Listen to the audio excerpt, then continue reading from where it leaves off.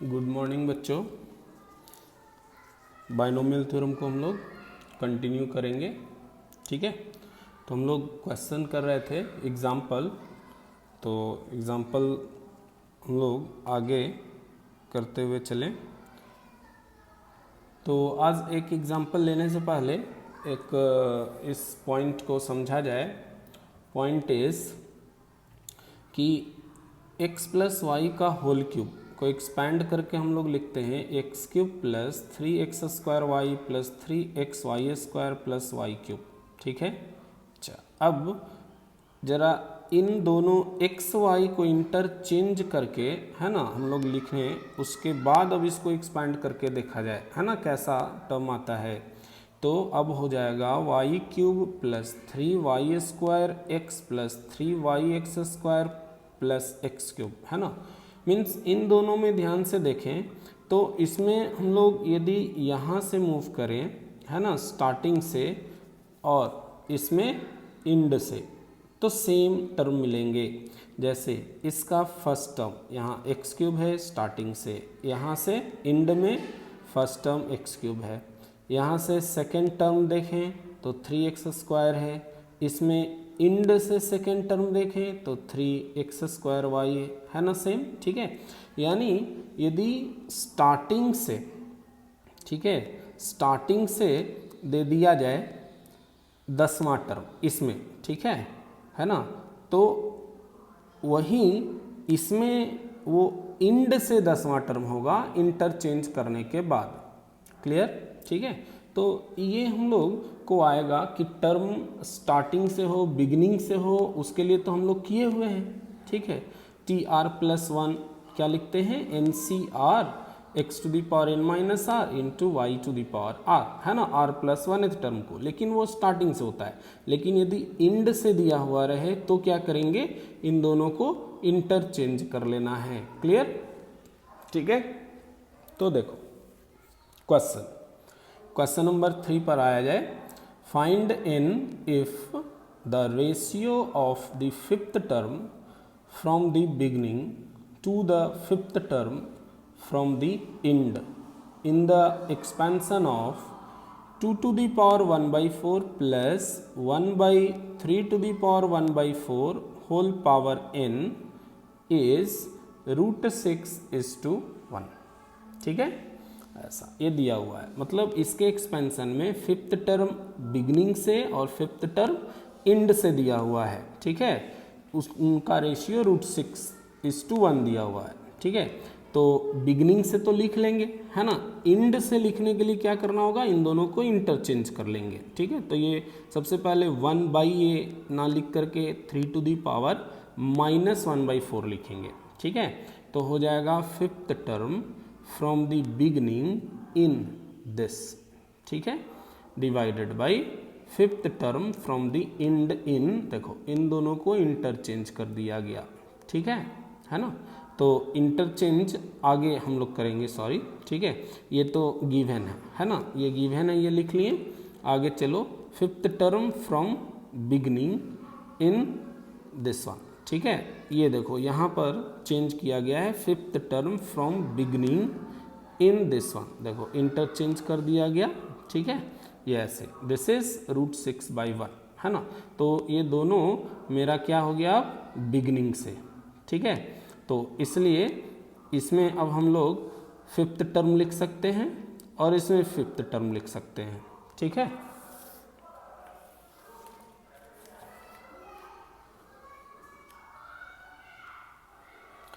तो fifth term, तो NC4 first position पर क्या था, 2 to the power 1/4, उसमें हो जाएगा लोअर सफिक्स अपर सफिक्स का डिफरेंस n-4, और सेकंड पोजीशन पर था 3 to the power -1/4 lower suffix. ठीक है, और नीचे में NC4 ही होगा, लेकिन फर्स्ट पोजीशन पर अब 3 to the power -1/4 आ गया, उस पर पावर होगा इन दोनों का डिफरेंस, मीन्स n-4, और सेकंड पोजीशन पर था 2 to the power 1/4 lower suffix power में चला आएगा। ठीक है, इज इक्वल टू √6। ठीक है, तो NC4 कैंसिल हो गया, 2 to the power 1/4, ये मेरा 4 और माइनस होकर के 8 हो जाएगा, है ना, और 3 पावर माइनस 1/4 ये ऊपर चला जाएगा तो 8 माइनस एन हो जाएगा, है ना, 8 माइनस एन, ठीक है, is equal to this one, ठीक है। तो यहाँ हम लोग कैलकुलेशन थोड़ा सा इस तरह से कंपैरिजन ही करके काम कर सकेंगे, ठीक है। इसको 2 to the power 1/2 लिख दिए, 3 to the power 1/2 लिख दिए, है ना, और कंपेयर करते हुए हम लोग कह सकते हैं ये मेरा क्या हो जाएगा, n minus 8/4 equal to 1/2, so n is 10, ठीक है। और यदि इसमें कोई प्रॉब्लम हो तो पूछ सकते हो, ठीक है। ये सिंपल सा कैलकुलेशन है, हम लोग कर सकते हैं, ठीक है ना, कोई इसमें प्रॉब्लम नहीं है, ठीक है। तो इस तरह से ना करके अपना जैसे सुविधा समझो, ठीक है, इसको करके देखना, हो जाना चाहिए सबको, ठीक है। नाउ अब हम लोग आएंगे नेक्स्ट प्रॉब्लम में, ठीक है। Next question is find the number of different terms in the expansion of, first में है x minus 2 plus 1/x power 20, है ना। सेकेंड क्वेश्चन में है 1 plus x to the power 101 into 1 plus x square minus x to the power 100, और third है x plus y plus z to the power n where x y z all are different, ठीक है। इन सबों में क्या है करना, expansion में नंबर ऑफ टर्म्स डिसाइड करना है, ठीक है। तो 1 by 1 चलें। नंबर 1 में देखा जाए, फर्स्ट में x minus 2 plus 1/x to the power 20, इसके एक्सपेंशन में नंबर ऑफ टर्म्स निकालने हैं, ठीक है। तो हम लोग तो सिर्फ यहाँ 2 टर्म के लिए ही जानते हैं कि जो पावर होगा उससे एक ज़्यादा टोटल नंबर ऑफ टर्म्स होते हैं, ठीक है। तो इसको उस फॉर्म में हम लोग कन्वर्ट कर सकते हैं, ठीक है। जैसे x को √x का स्क्वायर और 1/x को 1/√x का स्क्वायर सोचा जा सकता है, तो फिर क्या इसको हम लोग √x माइनस 1/√x का स्क्वायर लिख सकते हैं क्या, इतना दूर को, है ना। तो स्क्वायर इंटू 20 ये क्या हो जाएगा 40, ठीक है। और अब ये स्टैंडर्ड फॉर्म में चूंकि आ गया है x plus y to the power n type में, तो इसमें n plus 1 that is 41 number of terms होंगे, ठीक है। सेकेंड में 1 plus x to the power 101 into 1 plus x square minus x power 100 है, ठीक है। ध्यान से देखो 1 plus x into 1 plus x square minus x, ये क्या होता है 1 प्लस एक्स क्यूब, है ना। 1 प्लस एक्स क्यूब क्या होगा 1 plus x into 1 plus x square minus x, ठीक है। तो इस फार्मूला का हम लोग यूज़ करेंगे, मीन्स ये 100 टाइम्स है, तो यहाँ से 100 वो 1 प्लस एक्स निकाल करके इसमें दे दो, ठीक है। तो इसके साथ वो मिल करके 1 प्लस एक्स क्यूब बना लेगा 100 टाइम्स, ठीक है। मीन्स यहाँ एक 1 प्लस एक्स बच जाएगा, ठीक है।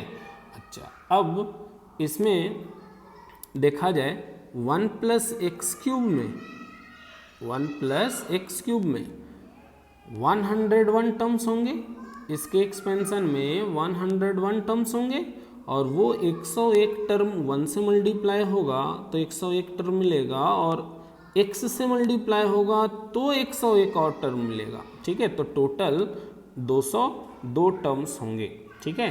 तो जब 101 इसका वाला टर्म 1 में मल्टीप्लाई होगा और जब x में मल्टीप्लाई होगा वो सारे के सारे डिफरेंट ही टर्म्स होंगे, कोई भी x के सेम पावर का नहीं होगा। अदरवाइज 2 टर्म मिल करके सेम एक टर्म भी तो बना सकता है, वैसा नहीं होगा, ठीक है। तो इस चीज़ को देख सकते हो, ठीक है। इसको थोड़ा डिटेल में लिख लो, पहले जैसे कांस्टेंट वाला टर्म, फिर एक्स क्यूब वाला टर्म, फिर x पावर 6 वाला टर्म, फिर x टू दी पावर 9 वाला टर्म, है ना, इस तरह से। और वो देख सकते हो सारा का सारा डिफरेंट आएगा, ठीक है। नाउ थर्ड वन इज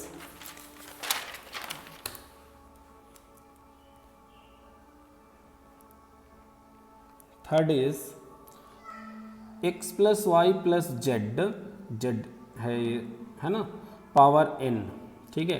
तो इसमें हम लोग क्या करेंगे कि y प्लस जेड को ट्रीट करेंगे एज ए वन टर्म, ठीक है।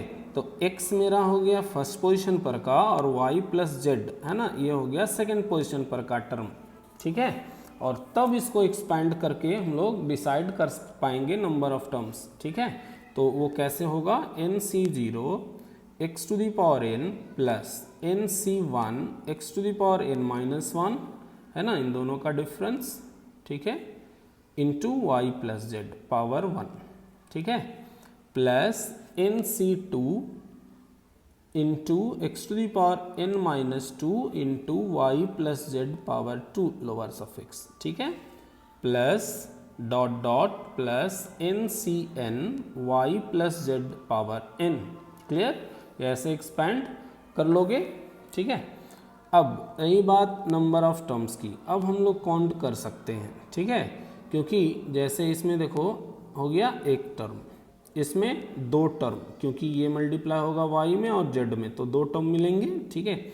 इसमें y प्लस जेड का स्क्वायर में 3 टर्म होगा, ठीक है, सारा डिफरेंट होगा, है ना, तो 3। उसी तरह से हम ये कह सकते हैं y plus z power n में n प्लस 1 टर्म्स होंगे, तो ये मेरा टोटल नंबर ऑफ क्या हो गया, टर्म्स हो गया, ठीक है। ये क्या है, sum of first n plus 1 natural number, जिसके लिए हम लोग ये जानते हैं ये क्या हो जाएगा, n plus 1 into n plus 2 by 2, ठीक है। This is the required number of terms answer, ठीक है। तो इस तरह से हम लोग काम कर सकते हैं। हालांकि आगे अभी हम लोग फिलहाल क्या कर रहे हैं, बाइनोमियल थ्योरम, ठीक है। एक होता है मल्टीनोमियल थ्योरम, ठीक है, multi means more than 2 terms यहाँ होगा, है ना, 3 4 5 10 टर्म, है ना, तब उसके एक्सपेंशन में कितना टर्म्स होगा वो हम लोग सीखेंगे मल्टीनोमियल थ्योरम में, ठीक है ना। तो अभी हम लोग इसी के हेल्प से ऐसे डिसाइड कर सकते हैं, बट यदि इसी में अभी यदि 3 टर्म है तो कर लिए, 4 टर्म होगा तो वाकई में इसमें प्रॉब्लम होगा, ठीक है, जो कि हम लोग मल्टीनोमियल थ्योरम के हेल्प से ही करेंगे। क्लियर, ठीक है। तो 3 टर्म्स तक ऐसे हम लोग कर सकेंगे, ठीक है ना। चलो अब आया जाए नेक्स्ट प्रॉब्लम पर,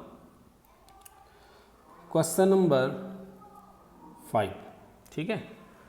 क्वेश्चन क्या है, find the coefficient of x to the power 4 in the expansion of 2 minus x plus 3x square power 6, ठीक है। यानी इसको हम लोग एक्सपेंड जब करेंगे तो x टू दी पावर 4 वाला जो टर्म होगा ना, उसमें कोफिशिएंट क्या होगा, means x to the power 4 को छोड़ करके जो होगा नंबर वो कितना होगा, दैट इज कोफिशिएंट, ठीक है। तो इसमें हम लोग सेम जैसे नंबर ऑफ टर्म्स हम लोग काउंट किए अभी पिछले क्वेश्चन में, है ना, इस क्वेश्चन में जैसे, ठीक है, 2 को 1 मान करके, ठीक है, वैसे ही इसमें भी हम लोग करेंगे कि 2 टर्म्स, ये मेरा 2 टर्म्स को 1 मान लेंगे, ठीक है, जिसमें और ये कह सकते हो कि एक x कॉमन करके, है ना, इस तरह से इसको एक टर्म माना जाए, ठीक है। ये फर्स्ट पोजीशन पर का 2 और ये सेकंड पोजीशन पर का, है ना, x और ये y, ठीक है, ये मेरा n हो गया।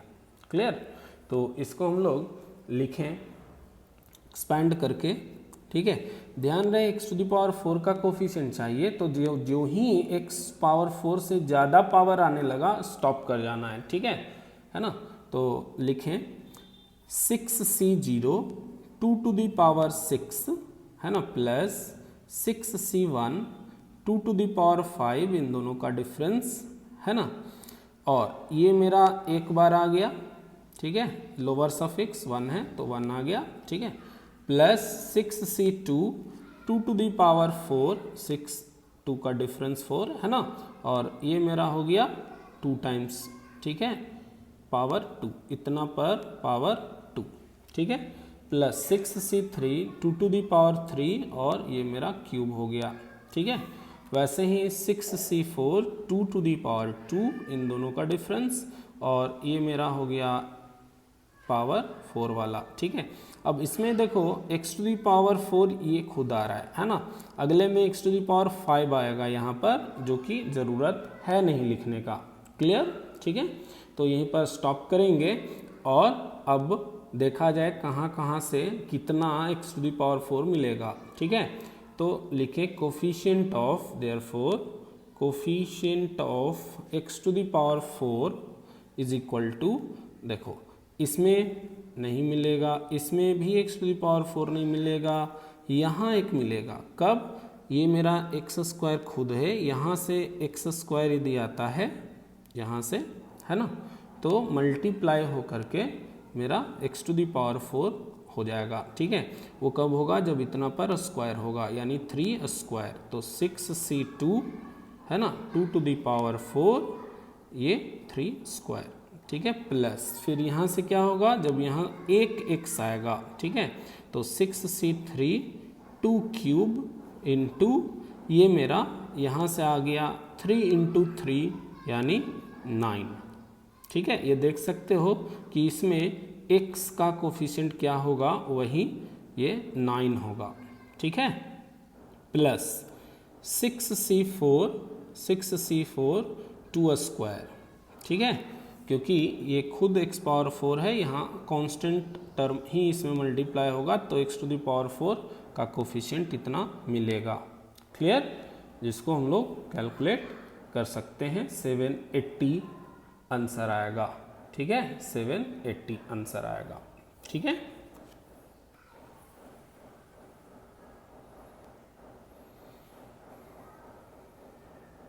नेक्स्ट प्रॉब्लम पर आया जाए, नेक्स्ट क्वेश्चन, क्वेश्चन नंबर 6 है ना, find the coefficient of x to the power k in 1 plus x plus 1 plus x का स्क्वायर प्लस 1 प्लस x का whole cube plus dot dot plus 1 plus x to the power n, where k varies from 0 to n, ठीक है। देखो इसमें दो approach हम लोग लेंगे, ठीक है, बड़ा ही इम्पोर्टेंट ये क्वेश्चन होता है, इस तरह से कोफिशिएंट निकालने वाला, है ना। तो फर्स्ट अप्रोच ये है कि ये मेरा एक सीरीज़ है, ठीक है, और उसमें भी कह सकते हो ज्योमेट्रिक प्रोग्रेशन जीपी, है ना, जिसका समेशन हम लोग निकाल सकते हैं, ठीक है। तो पहले यदि सीरीज़ का समेशन पॉसिबल है तो कैलकुलेट कर लें, उसके बाद कोफिशिएंट जो भी कहे वो निकालेंगे, ठीक है। इससे बेनिफिट ये है कि सीरीज जैसा भी हो यदि उसको कैलकुलेट किया जा सकता है, जैसे ये जीपी है, हो सकता है अर्थमेटिको ज्योमेट्रिक सीरीज हो सकता है ऐसा सीरीज हो कि दो कॉन्स्टिट्यूटिव टर्म का डिफरेंस, है ना, एपी या जीपी में हो, तो भी हम लोग समेशन निकालना जानते हैं, है ना, means any how summation calculate करना जानते हो तो वो निकाल लो, उसके बाद हम लोग कोफिशिएंट पर आएंगे, क्लियर, ठीक है। तो इसलिए पहले इस जीपी को कैलकुलेट किया जाए, है ना। तो सॉल्यूशन में लिखेंगे coefficient of x to the power k in this one, ठीक है, इतना में निकालना है x to the power k का कोफिशिएंट, मतलब इतना में निकालना है, ये हम लोग कैलकुलेट कर दिए जीपी का फार्मूला लगा करके, है ना। कॉमन रेशियो 1 प्लस एक्स है, फर्स्ट टर्म 1 है, number of terms n plus 1 है, ठीक है। देखो 1 से n हो गया और एक ये, ठीक है। तो common ratio 1 plus x to the power number of terms n plus 1 minus 1 divided by r minus 1, r हो गया कॉमन रेशियो 1 प्लस एक्स, ठीक है। तो ये मेरा 1 कैंसिल हो गया, ठीक है। इसको हम इतना लिख सकते हैं 1 plus x power n plus 1 minus 1 by x, नीचे में सिर्फ x बचा। यहाँ पर थोड़ा समझना है कि coefficient of x to the power k, है ना, इतना में x to the power k देखना है, ठीक है। तो हम ऐसा कह सकते हैं क्या कि न्यूमरेटर में मीन्स ऊपर में x to the power k plus 1 हम देखें तब तो x से डिवाइड होगा तो फाइनली x पावर k बचेगा। क्लियर हुआ? ठीक है, तो इसलिए हम लोग लिखेंगे अगले लाइन में coefficient of x to the power k plus 1 in 1 plus x to the power n plus 1 minus 1। ठीक है, इतना में, ठीक है ना। अब ये -1 तो छोड़ दो, ठीक है ना। अब इसमें क्या है, x to the power k plus 1 का कोफिशिएंट। ठीक है, ये एक हम लोग रिजल्ट पहले नोट कर चुके हैं। Coefficient of x to the power r in 1 plus x to the power n is equal to क्या होगा, अपर सफिक्स है ना n, ये इंडेक्स n c r जो पावर है। ठीक है, तो उससे ये n प्लस 1 c r की जगह कितना है k प्लस 1, ये मेरा हो गया n plus 1 c k plus 1 answer. ठीक है, इस तरह से ये हम लोग बना सकते हैं, है ना। इसका एक और अप्रोच है, उस पर हम लोग आते हैं। इस अप्रोच में हम लोग देखेंगे कि NCR से रिलेटेड रिजल्ट्स फार्मूला कैसे यूज हो सकता है। ठीक है, तो देखें सेकेंड मेथड है ना, coefficient of x to the power k in, यहाँ direct 1 plus x to the power k से स्टार्ट ही किया गया है। ठीक है, 1 plus x power k plus 1, 1 plus x power k plus 2, इस तरह से लेकर के 1 प्लस एक्स पावर n तक। ठीक है, देखो ऐसा क्यों 1 प्लस एक्स पावर k से ही क्यों स्टार्ट किए हैं। अब समझो कि 1 plus x to the power 10, ठीक है, इसके एक्सपेंशन में बताओ मैक्सिमम x पर पावर क्या मिलेगा, 10 मिलेगा, x टू दी पावर 10 है ना। तो अब जैसे मुझे चाहिए x टू दी पावर 12, तो इसको लिखने से कोई फ़ायदा है क्या, नहीं। ठीक है, तो इसलिए यहाँ मुझे चाहिए था क्या, coefficient of x to the power k है ना, इन 1 प्लस एक्स है ना प्लस 1 प्लस एक्स का स्क्वायर। ठीक है, इस तरह से 1 plus x power k minus 1 plus 1 plus x power k है ना, फिर k प्लस 1, इस तरह से। ठीक है, तो x to the power k इसमें मिलेगा नहीं, इसमें मिलेगा, इसमें मिलेगा नहीं, तो इसलिए इतना लिखने का ज़रूरत नहीं है। ठीक है, हाँ 1 plus x to the power k से मेरा x to the power k मिलना स्टार्ट होगा। ठीक है, तो वही चीज़ यहाँ लिखा गया है, coefficient of x to the power k in 1 plus x to the power k से शुरू किए हैं, है ना, फिर k प्लस 1, k प्लस 2 है ना, n तक आएगा। क्लियर? ठीक है, और 1 प्लस एक्स पावर k में है ना, 1 प्लस एक्स पावर k में x to the power k का कोफिशिएंट क्या होगा, k c k। यहाँ क्या होगा, k प्लस 1 c k, इसमें होगा k प्लस 2 c k। ये वाला हम लोग अभी जो फार्मूला यूज़ किए है ना, वो क्या है, जो बड़ा ही यूज़फुल बताया गया है, coefficient of x to the power r in 1 plus x power n। ठीक है, क्या हो जाता है, NCR होता है ना ये। ठीक है, इंडेक्स अपर सफिक्स में, जितना का पावर चाहिए वो लोअर सफिक्स में, तो यही हो गया मेरा k है ना, CK। तो ये अपर सफिक्स वाला है ना, ये जो पावर है वो सब में सेम ही है लोअर सफिक्स में। क्लियर? ये हो गया है ना। नाउ अब ये कैसे हम लोग काम आगे करेंगे वो देखो, KCK का वैल्यू 1 होता है। ठीक है, और k प्लस 1 CK प्लस 1 का भी वैल्यू 1 ही होता है। ठीक है, तो हम यानी KCK को k प्लस 1 CK प्लस 1 लिख सकते हैं, वो तो ठीक है, बट रिक्वायरमेंट ज़रूरत क्या है, क्यों ऐसा क्यों करेंगे, है ना। तो के सी के को k+1 सी k+1 लिखने से होगा क्या कि फार्मूला पर ये चला आएगा। ये बहुत सारा सी है, इसको सिंगल एक सी में आंसर लिखना है।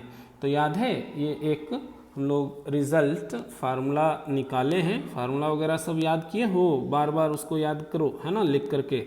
तो ये मेरा NCR प्लस NCR-1 है ना, अपर सफिक्स सेम होना चाहिए। तो इसीलिए यहाँ चूँकि k+1 था ना, तो इसलिए इसको भी हम k+1 बना लिए, ठीक है। और लोअर सफिक्स में एक का अंतर है तो n+1 CR हो जाता है। वहीं यहाँ पर लगेगा अपर सफिक्स सेम हो गया k+1, लोअर सफिक्स में एक का अंतर है, ठीक है। तो ये दो सी मिल करके मेरा एक सी बन जाएगा, ठीक है। इसको हम लोग कितना लिख सकेंगे, k+1 से ये मेरा k+2 हो जाएगा और इन दोनों में जो ग्रेटर है मीन्स k+1 उतर जाएगा, ठीक है। फिर अगला सी आएगा, है ना, इसके साथ फिर अपर सफिक्स इक्वल लोअर सफिक्स में एक का अंतर, है ना। ये मेरा कितना हो जाएगा k+2 से k+3 और लोअर सफिक्स k+1 नहीं, एंड सो ऑन, इस तरह से आगे ऐड होते जाएगा नहीं। तो इससे जस्ट पहले क्या आ जाएगा टर्म, वो देखो, है ना, इसके जस्ट पहले NCK+1, यहाँ से k+1 ही आता जा रहा है ना, तो ये इतना, और तब ये फाइनली, है ना, इसके साथ मिल करके n से n+1 और इन दोनों में ग्रेटर है k+1 तो k+1, ठीक है। तो इस तरह से दोनों अप्रोच ध्यान में रखना है, ठीक है। दिस इज द आंसर, ठीक है। बाकी नेक्स्ट वीडियो में हम लोग देखेंगे।